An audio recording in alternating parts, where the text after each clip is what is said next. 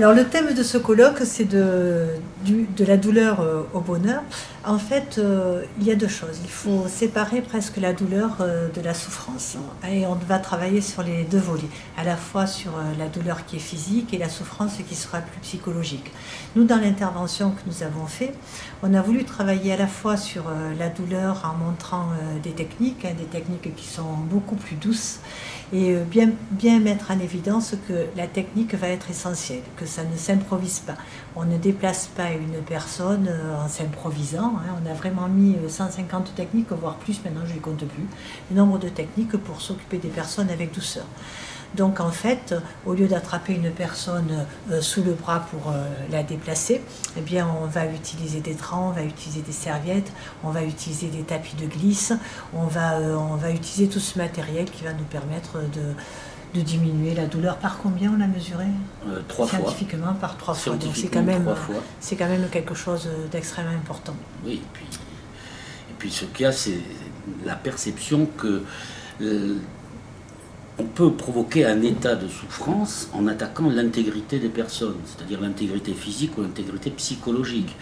Que la dame qui a l'habitude de se coucher à l'heure qu'elle veut, quand on l'envoie au lit pour arranger l'équipe de nuit à 7h30 ou 19h30, eh bien on lui explique en gros qu'on la réinfantilise, on lui enlève son pouvoir de décision sur sa vie, ça provoque une très grande souffrance, et on voit des personnes qui vont abandonner la vie, se replier sur eux-mêmes.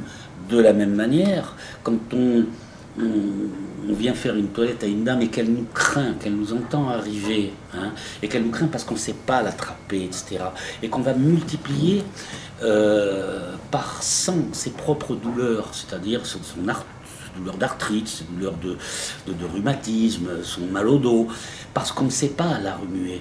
Et bien cette dame-là, elle finit par craindre que les humains s'approchent d'elle, et la douleur physique provoquée attaque gravement l'intégrité physique des gens. Et ce que nous croyons, c'est que lorsque les gens ont leur intégrité physique ou psychologique qui est attaquée, eh bien, ils peuvent perdre leur sentiment de dignité. À quoi je sers? Je n'ai plus de raison de vivre. Je n'ai plus une dignité suffisante pour vivre. Donc, oui, la douleur, la souffrance, c'est vraiment deux éléments absolument fondamentaux de l'accompagnement des personnes en difficulté.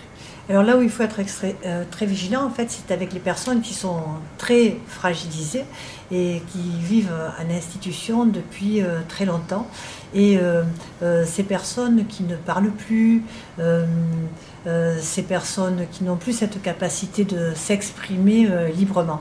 Sans compter que même quand on a la capacité de s'exprimer, parfois on se tait parce que le pouvoir du soignant peut s'installer de manière automatique. Donc il faut vraiment se méfier du pouvoir du soignant et vraiment l'abandonner. C'est pour ça d'ailleurs que nous on demande de ne plus travailler avec la blouse, puisque la blouse va faire partie justement de cette affirmation du pouvoir que l'on prend. Donc dans le soin, on va s'intéresser davantage à l'organe qui est malade. Donc du coup on va regarder l'organe, c'est le bras qui est malade, et bien, je vais m'intéresser au bras et je ne vais pas m'intéresser à la personne. Donc on ne lui parle plus, on ne la regarde plus et on ne la touche plus que pour des actes de soins. Et ça, tout d'un coup, si cette personne ne se sent plus être humaine parmi les humains, elle risque d'avoir des réactions de cris, elle risque de se mettre à cracher la figure, elle risque d'avoir des replis sur elle-même. Et si vous voulez, ce qui est extrêmement important, c'est qu'à ce moment-là, il y a un risque fort de déshumanisation. Une chose est certaine, c'est que pour se sentir un humain parmi les humains, reconnu parmi les autres, eh bien, il faut qu'on nous regarde, il faut qu'on nous parle, il faut qu'on nous touche avec une certaine forme de toucher, un toucher tendre, un toucher d'amitié. Voilà. Et qu'on a vu que ces personnes en institution peuvent totalement être coupées de ces piliers qu'on appelait les piliers d'humanitude. On a mesuré, plus de regard, plus de parole, des touchés de manutentionnaires en fait. On les remue, et ces gens-là ont le sentiment de ne plus exister.